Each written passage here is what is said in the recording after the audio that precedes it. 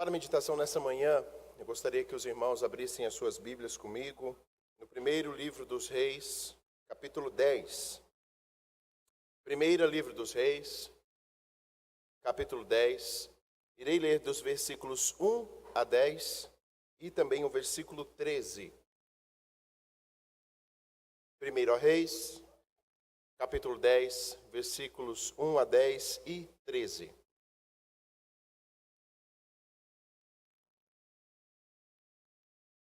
Assim diz a palavra do Senhor. Tendo a rainha de Sabá ouvido a fama de Salomão com respeito ao nome do Senhor, veio prová-lo com perguntas difíceis. Chegou a Jerusalém com muito grande comitiva, com camelos carregados de especiarias e muitíssimo ouro e pedras preciosas. Compareceu perante Salomão e lhe expôs tudo quanto trazia em sua mente. Salomão lhe deu resposta a todas as perguntas, e nada lhe houve profundo demais que não pudesse explicar. Vendo, pois, a rainha de Sabá toda a sabedoria de Salomão e a casa que edificara, e a comida da sua mesa, e o lugar dos seus oficiais, e o serviço dos seus criados, e os trajes deles, e os seus copeiros, e o holocausto que oferecia na casa do Senhor, ficou como fora de si. E disse ao rei: foi verdade a palavra que a teu respeito ouvi na minha terra, e a respeito da tua sabedoria. Eu, contudo, não cria naquelas palavras, até que vim e vi com os meus próprios olhos. Eis que não me contaram a metade, sobrepujas em sabedoria e prosperidade e a fama que eu ouvi. Felizes os teus homens, felizes os teus servos que estão sempre diante de ti e que ouvem a tua sabedoria. Bendito seja o Senhor teu Deus, que se agradou de ti, para te colocar no trono de Israel. É porque o Senhor ama Israel para sempre, que te constituiu rei para executar juízo e justiça.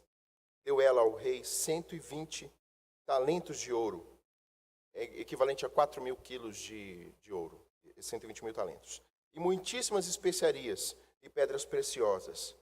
Nunca mais veio especiaria em tanta abundância como a que a rainha de Sabá ofereceu ao rei Salomão.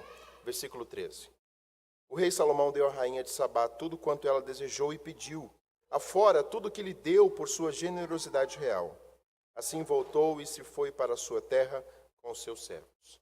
Neste instante, vamos mais uma vez dobrar as nossas frontes e pedir a Deus que fale ao nosso coração, a despeito do pregador, que essa palavra venha ao nosso encontro, porque nós aqui precisamos do Senhor e da sua palavra para agradarmos e vivermos segundo a sua vontade. Portanto, ore junto comigo.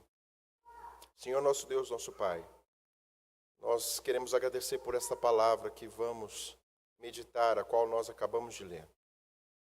Individualmente nós precisamos dela, ó Deus, para ter uma comunhão real contigo, para vivermos segundo a tua vontade.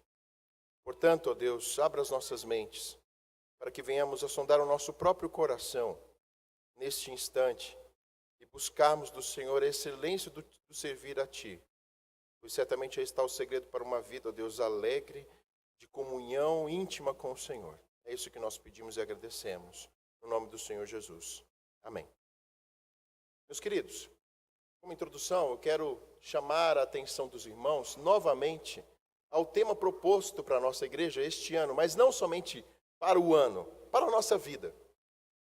O tema que está certamente no seu boletim é Vivendo segundo a vontade de Deus. Na semana passada nós introduzimos este tema no sermão da manhã e no sermão da noite, enfatizando o que é a vontade de Deus. Mas enfatizamos também que para viver segundo a vontade de Deus, é necessário, em primeiro lugar, conhecer a sua vontade. Mas para conhecer a vontade de Deus, eu preciso conhecê-lo. Eu preciso conhecer o Deus a quem eu sirvo. Portanto, nessa manhã, eu gostaria de enfatizar uma das coisas que nos leva a conhecer mais a Deus, que é ter uma comunhão íntima com Ele. Eu só conheço alguém se eu tenho comunhão íntima. Eu só conheço profundamente o meu semelhante se eu exerço essa comunhão. Senão, os meus pensamentos, as minhas volições, vão ser muito distantes da realidade, e eu não vou conhecê-lo, e eu não vou servi-lo como é devido. E simplesmente não viverei segundo a sua vontade, por não ter esta comunhão. Na introdução, foi esta a respeito do que é o nosso tema e do que é o nosso modus vivendi, tem que ser o nosso modus vivendi. Ou seja, o que nós temos que aprender a viver e ser parte da nossa vida de agora, até que Jesus volte, ou até que Deus nos chame. Nós trouxemos este texto baseado em 1 Reis, capítulo 10, uma história muito conhecida de todos. Mas antes nós temos que entender o contexto anterior. Do capítulo 1 até o capítulo 9, relata a história do terceiro rei de Israel, Salomão. Muito conhecido, não somente pelos crentes, mas pelo mundo. Mas quem foi Salomão? Salomão era filho de Davi. Ele era o filho de Davi com Batseba. Na verdade, ele foi o filho da restauração do Senhor. Foi um filho concedido a Davi depois da sua restauração, depois dele confessar o seu pecado, depois dele estar novamente com a intimidade restaurada com o Senhor. Ele assumiu o trono de Davi e assumiu em meio a um caos. Nós vemos que o seu irmão mais velho queria assumir o trono do seu pai, que já estava velho e já estava para morrer. Mas Davi o coloca como o rei de Judá, de Israel todo, que ainda estava junto, e ali ele se torna um grande rei. Ele promoveu reformas morais. Foi o primeiro ato que ele fez. Reformas morais constituindo novamente um reino seguro. E todos aqueles homens que se levantaram contra o seu pai, como Adonias, Abitar, Joabe e Simei, ele inferiu seu juízo. Na verdade, ele promoveu mudanças significativas no reino. Era um homem que seguia a Deus e servia a Deus. E a primeira reforma começou ali bem próximo ao seu lar, com o seu irmão. E depois de todos aqueles que estavam em volta de Davi e do seu reino. Nós vemos depois no capítulo 3, que ele reconheceu a sua incapacidade humana de gerir as pessoas, ou seja, de cuidar das pessoas. Em 1 Reis, capítulo 3, versículo 7, ele disse assim: eu não passo de uma criança, Senhor. Eu não sei me conduzir, e eu não sei conduzir esse povo. E nesse instante ele pede sabedoria ao Senhor para conduzir de forma justa aquele povo. E o Senhor não somente lhe dá sabedoria, como lhe dá muito mais riqueza, fama e glória. E o seu reino é conhecido por um reino de paz. Um reino onde se estabelecem as maiores fronteiras de Israel já conhecidas, desde o Eufrates lá em cima até lá embaixo no Egito, no Mar Vermelho. Portanto, Deus abençoa Salomão. E Deus não concede somente esta bênção, o seu nome é conhecido por todas as nações. Nesse período ele edifica o templo do Senhor. Ele edifica o templo que o seu pai Davi queria edificar. O seu pai Davi tinha conquistado em guerras uma enorme quantidade de cobre, ouro, prata e pedras preciosas. Ele tinha todo o material necessário para construir, só que por causa da sua mão de sangue, por ele ser um homem de guerra, Deus não lhe permitiu construir, mas disse que o seu filho iria construir. Ele começa no 4º ano a edificar o templo ao Senhor, e no seu 11º ano ele conclui, ou seja, 7 anos trabalhando no templo, e mais outros 7 anos para concluir os seus palácios e cidades reais, ou seja, nos 20 primeiros anos de reinado, nos seus primeiros 20 anos, ele constituiu ali e terminou o templo do Senhor, todos os palácios e todas as cidades ao redor. Era um homem de muita sabedoria. Era um homem também de oração. Nós vemos ali no capítulo 8 uma oração exemplar de um homem que reconhece a soberania de Deus.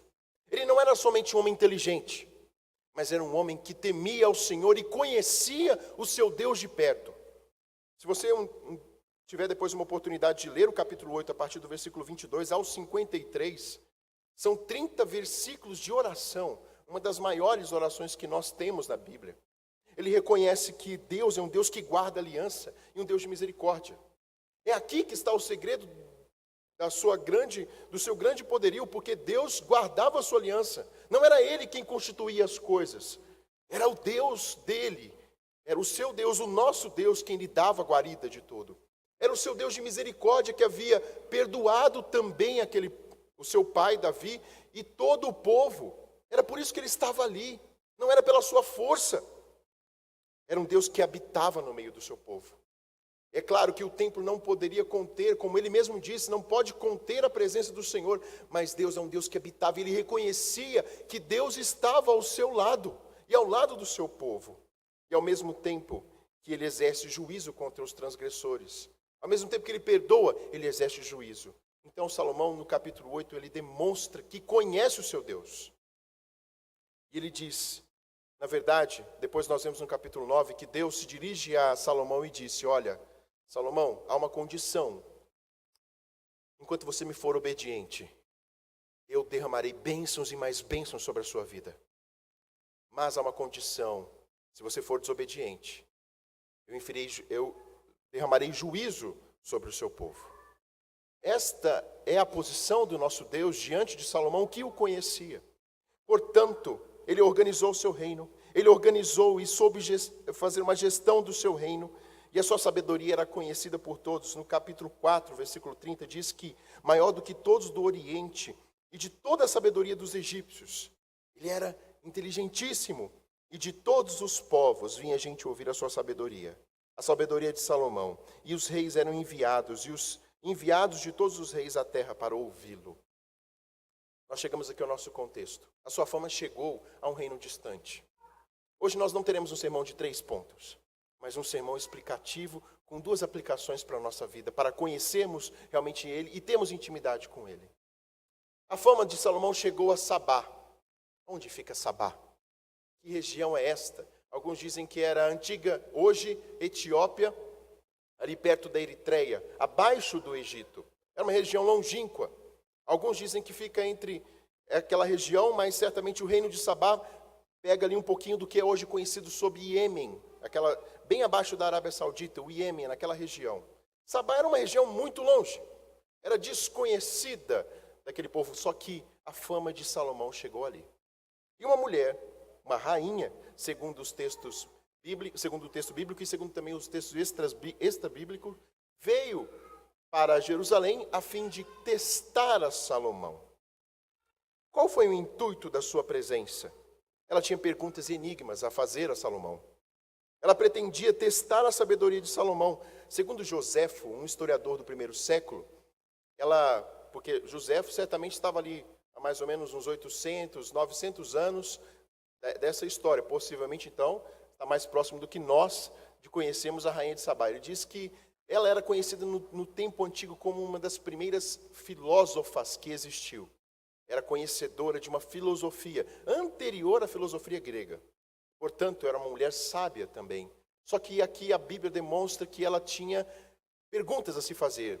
A Bíblia não se atém a revelar quais eram essas perguntas e enigmas, mas mostra que o seu coração, em primeiro lugar, está ansiosa por resolver esses enigmas, ou conhecer a capacidade de Salomão a respeito desses enigmas. A Bíblia não se atém a esse conteúdo. Mas por que ela veio? Ela foi informada, ela ouviu falar de Salomão. Ela ouviu falar dele. Ela veio então a Jerusalém por causa dessa fama. Como nós vemos no capítulo 4, dos versículos 33 a 34, Salomão era um homem que era muito inteligente. Ele compôs 3.000 provérbios, 5.000 cânticos, conhecia até então, naquela época, tudo a respeito dos animais, de flores, peixes, aves. Ele conhecia a respeito de toda a natureza. Ele era um homem muito sábio. Mas qual é a razão principal que a Bíblia nos norteia? E se você voltar os seus olhos para o primeiro versículo, você vai entender o que a Bíblia quer nortear, o porquê ela vir a Jerusalém e qual seria o centro das suas perguntas. Olha ali.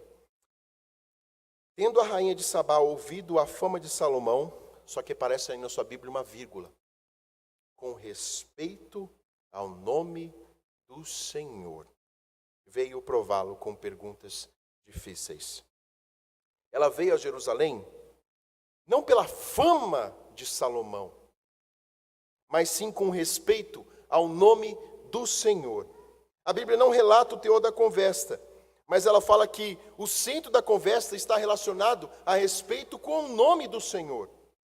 Este foi o assunto capaz de despertá-la, de sair de uma região tão longe, para vir buscar este conhecimento ali em Jerusalém.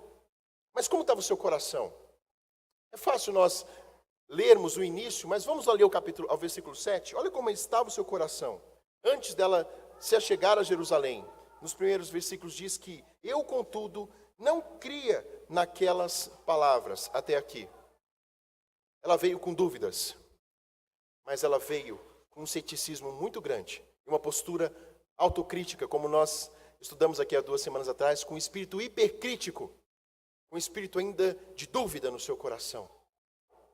Se maravilhava com aquilo que ouvia, mas ela ainda não conhecia, ela não tinha visto, ela não tinha ainda comunhão com aquilo que Salomão, ela ouvia falar de Salomão. Qual é a sua postura então? E aqui é um texto maravilhoso no versículo 2. Diz assim a palavra de Deus: chegou a Jerusalém com muito grande comitiva, com camelos carregados de especiarias e muitíssimo ouro e pedras preciosas. Agora se atenha, volte os seus olhos, a segunda parte do versículo 2. Compareceu perante Salomão e lhe expôs tudo quanto trazia em sua mente. Ela ouviu falar a respeito de Salomão, mas a respeito do Deus de Salomão. Ela vem ao seu encontro porque ouviu falar a seu respeito, mas ela não cria. E nós vemos aqui uma postura, apesar de sabermos que ela vai interrogá-lo e fazer tantos enigmas e perguntas difíceis a Salomão, só que ela tem uma postura de coração, que era abrir todo o seu coração. Geralmente, meus queridos, essa é uma atitude não muito aconselhável. Lembram de Salomão?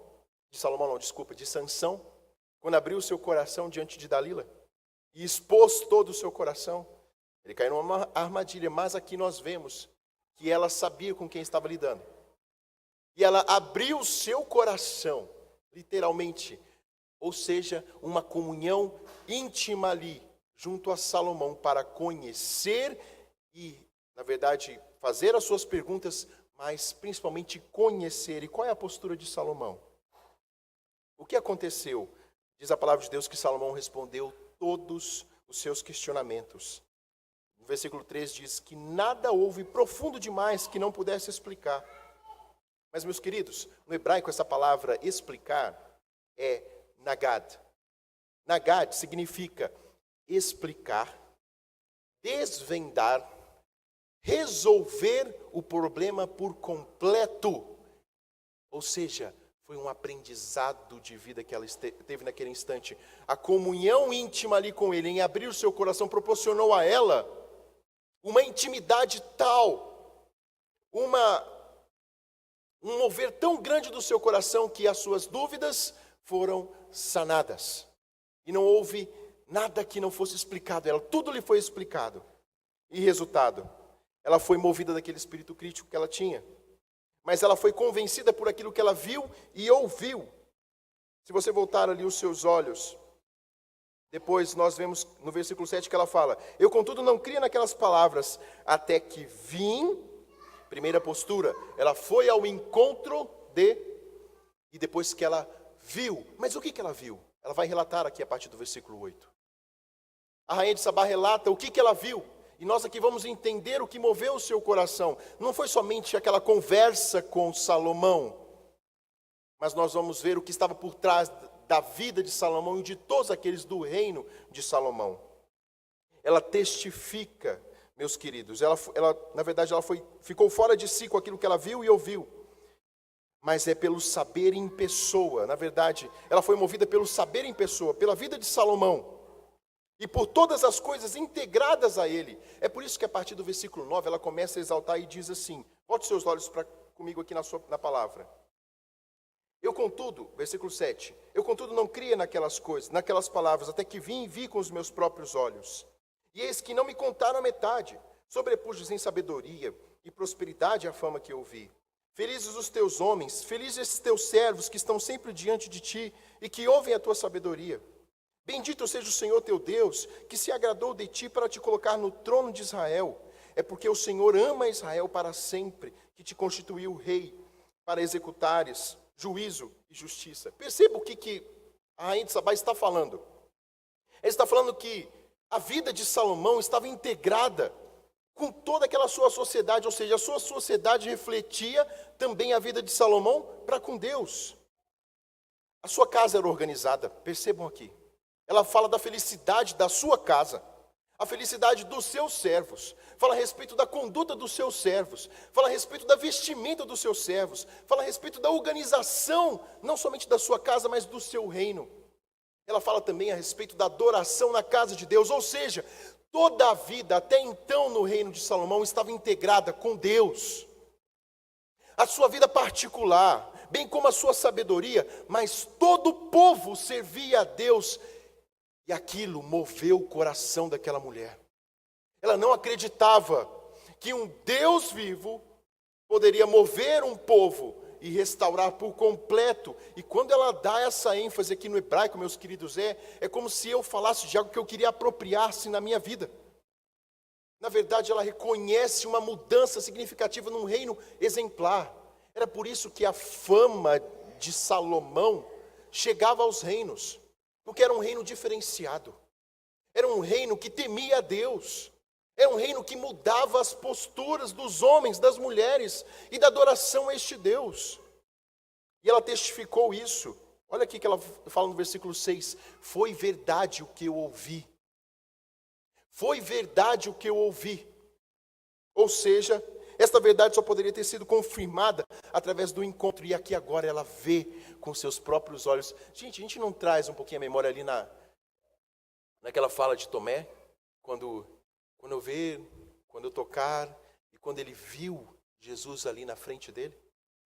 O que aconteceu com o seu coração? Ele se ajoelha diante do Senhor e declara: Deus meu, Senhor meu. Nós vemos aqui tal como uma postura, ela agora vê o que Deus tinha feito naquele reino. E ela diz novamente: até que vim e vi. A sua visita então, encontrando o servo de Deus, proporcionou a ela uma chance dela rever as suas próprias condutas e seu próprio modo de vida. Principalmente analisar o Deus de Salomão. Algo mudou na sua vida naquele encontro. Estou chegando já no ponto principal do nosso sermão. Meus queridos, nós vemos aqui que algo mudou na sua vida pelos relatos dela. Ela louva a Deus, ao Deus de Salomão. Seja o Senhor teu Deus bendito. Depois ela fala da relação de Deus com Salomão e o seu povo. Eu vi que Deus agradou-se de ti no versículo 9. Porque Deus ama Israel para sempre. Meus queridos, é uma mulher, e eu esqueci de falar ali no começo, era uma mulher que era adoradora do sol. Era uma mulher ímpia. Segundo Joséfo, se ela fosse a rainha do Egito, ela adorava vários deuses. Mas o que mudou a sua perspectiva, a sua visão? Era a vida de Salomão, que refletia o seu Deus. Ele vivia segundo a vontade de Deus. E isso moveu o coração daquela mulher. Ele não precisava chegar nos reinos e falar e declarar, não, as pessoas vinham ao seu encontro para conhecer esse Deus verdadeiro que mudava aquela nação. Meus queridos, isso é promessa de Deus. O próprio Salomão orou no capítulo 8 a respeito disso, que os gentios viriam ao encontro do Senhor, estariam no templo do Senhor orando, porque veriam a mão de Deus agindo no seu povo. Sabe como as pessoas vêm ao encontro do Senhor? Quando nós refletimos ao nosso Deus, quando nós vivemos segundo a sua vontade. Isso é tão vívido e ávido nas nossas famílias. Mas tem que começar, como eu disse no sermão passado, com uma postura nossa. Mas vamos ver aqui mais à frente. E ela declara que a função de Salomão era ser juiz e exercer o juízo de Deus. Olha, meus queridos, qual é essa última afirmação no versículo 10? Ela reconhece que Salomão era um homem colocado por Deus para inferir ali juízo, para ser um juiz naquela terra. Significa que ela reconhece que de Deus vêm as ordens para coordenar todas as coisas. Que Deus é quem dá autoridade. Por fim, ela dá uma oferta maravilhosa. Eu até parei quando eu estava lendo aqui com os irmãos, porque eu fui buscar em algumas outras Bíblias que tem essas transformações de talentos e outras me desculpe, agora falhou a memória aqui. Outras medidas, muito obrigado. Ela deu 4.000 quilos de ouro ali para Salomão. E tantas especiarias, como diz o texto, que jamais, naquele tempo antigo, se chegou tantas especiarias. Meus queridos, o que significa isso? é que seu coração foi movido a dar uma oferta, não a Salomão, a priori, mas ao Deus de Salomão, aquele reino. Meus queridos, seu coração se abriu, e ela ali abre o seu coração e dá oferta ao Senhor, e dá oferta àquele reino. Por fim, ela é recompensada, versículo 13. Você percebe que ela reconheceu o Deus de Salomão. Ela reconheceu a conduta daquela vida e daquele povo que servia a Deus. E ela fora recompensada. Diz que o rei Salomão deu à rainha de Sabá tudo quanto ela desejou e pediu. Agora, tudo o que lhe deu por sua generosidade real. Salientemos, porém, meus queridos, que analisando esse texto, ela recebeu muito mais do que bens materiais. Muito mais do que bens materiais. Aquela sua ida ali a Jerusalém proporcionou ela enxergar o Deus que governava aquele reino. O Deus de Salomão e o Deus do povo de Israel. Pelo que ela viu na vida diária daquele povo. Ela viu a mão de Deus agindo naquele povo. Meus queridos, é isso que move o coração dos ímpios. Quando nós servimos a Deus, verdadeiramente, meus queridos, nós professamos, temos que falar da palavra de Deus, temos que falar do evangelho verdadeiro, mas o que atrai os homens é quando nós vivemos verdadeiramente, integralmente, uma vida segundo a sua vontade. E esse texto no Velho Testamento nos mostra isso. A rainha de Sabá, depois de todas essas coisas, retorna para sua terra com seus servos. Mas qual que é o seu fim? E nós já estamos chegando no final do nosso sermão. Não há mais relato da rainha de Sabá no Velho Testamento. Volte seus olhos ali para Mateus, capítulo 12, versículo 42. Olha quem vai falar a respeito da rainha de Sabá. Mateus 12, 42.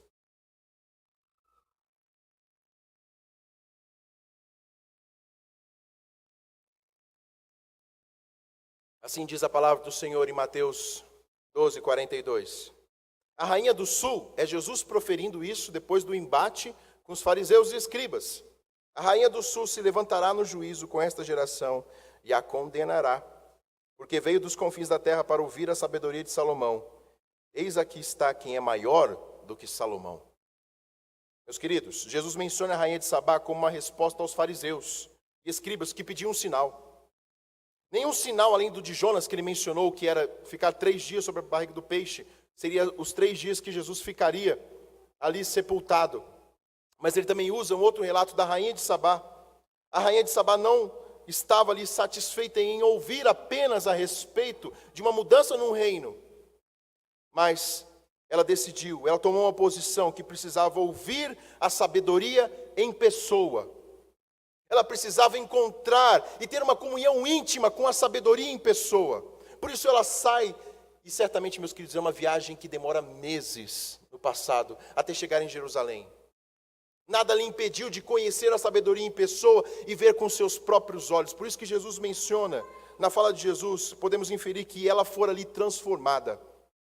E tal como os ninivitas, que foram transformados em uma só ação de um profeta que não queria transformação, mas foi usado para tal, no juízo, a rainha de Sabá estará ali para comprovar que ela foi, ouviu falar a respeito do Senhor, de uma mudança, e ela foi buscar, e ali ela se rendeu ao Senhor, diferentemente desses homens que estavam ali testando ao Senhor, pedindo um sinal.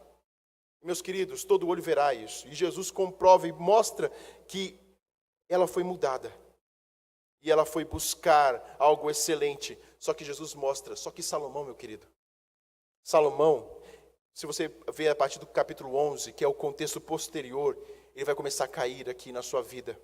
Ele começa a voltar-se para si próprio.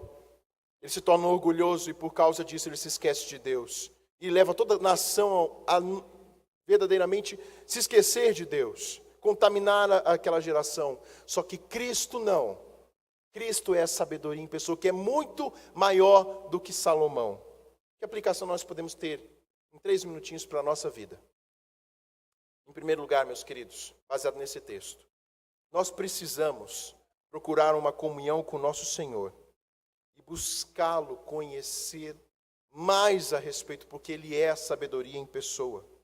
Nós temos alguém maior do que Salomão, que é Jesus Cristo, que é o nosso Senhor, que é a sabedoria encarnada. Como eu disse, Salomão mesmo com essa sabedoria, caiu em pecado, a partir do capítulo 11.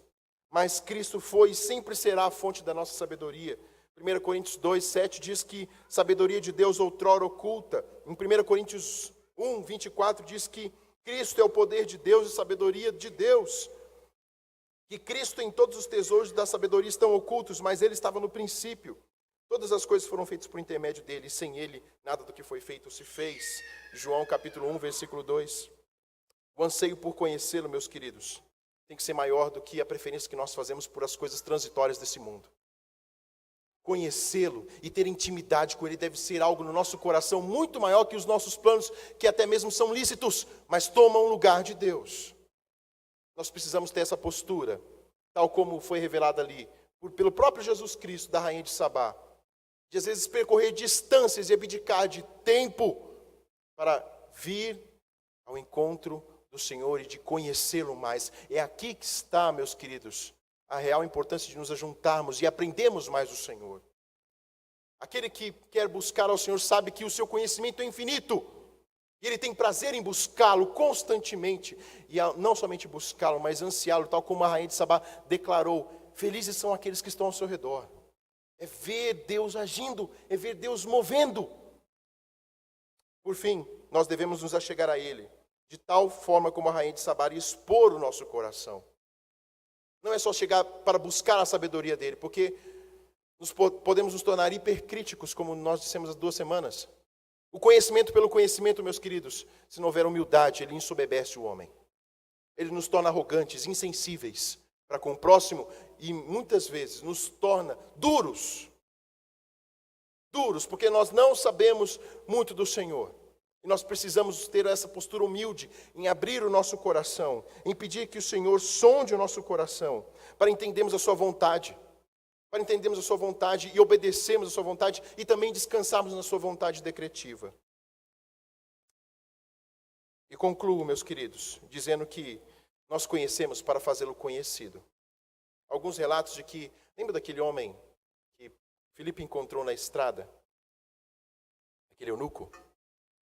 Claro que isto aqui são extra-bíblicos relatos dos pais da igreja, mas muitos afirmam que o eunuco veio daquela região. Daquela região ali, conhecida antigamente, há 1000 anos antes desse fato acontecer, daquela região de Sabá, da Etiópia. E foi dali que novamente um homem ouve a palavra de um diácono naquela carruagem e se dobra perante o Senhor e agora vai levar o verdadeiro evangelho. Se você for buscar um pouquinho na história, você vai ver que ali a Etiópia, apesar dos seus problemas culturais,